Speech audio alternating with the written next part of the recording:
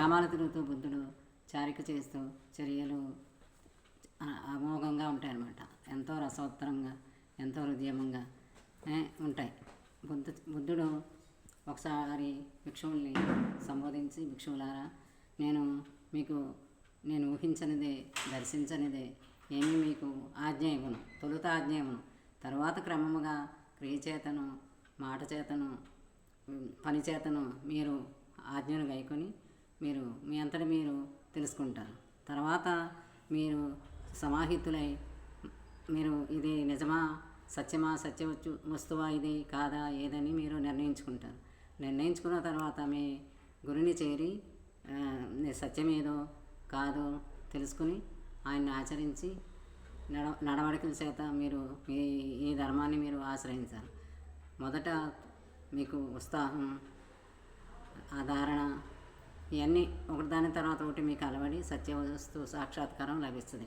తర్వాత ఏమవుతుంది, మీరు ఎల్లప్పుడూ ఈ స్మృతిలో ఉండి, ఈ భావంలో ఉండి ముందుకెళ్తారు. ముందే శ్రద్ధాహీనుడు దీని వైపే రాడు, వాడికి ఎప్పటికీ రాదు.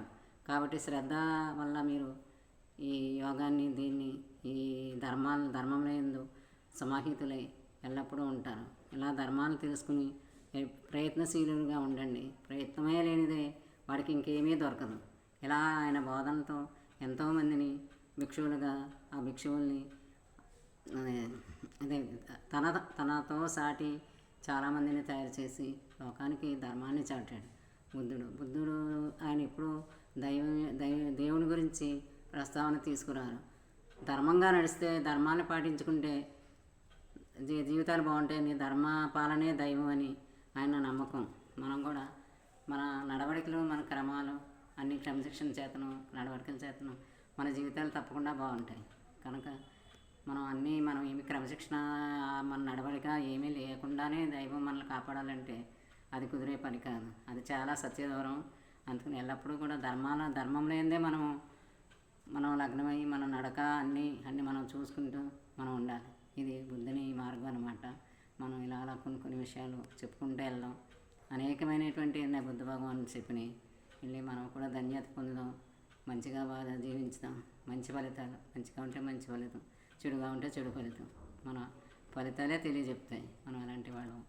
అందుకని ఎల్లప్పుడూ మనం ధర్మ మార్గాన్ని వదలకుండా సత్య వస్తు సాక్షాత్కారానికి ఏంటి సత్యం అన్నది మనం తెలుసుకోవాలి. ఇతరులు చెప్తే వచ్చేది కాదు. మనకు ఆ జిజ్ఞాస, అది ఆ రుచి మనకు ఉండాలి.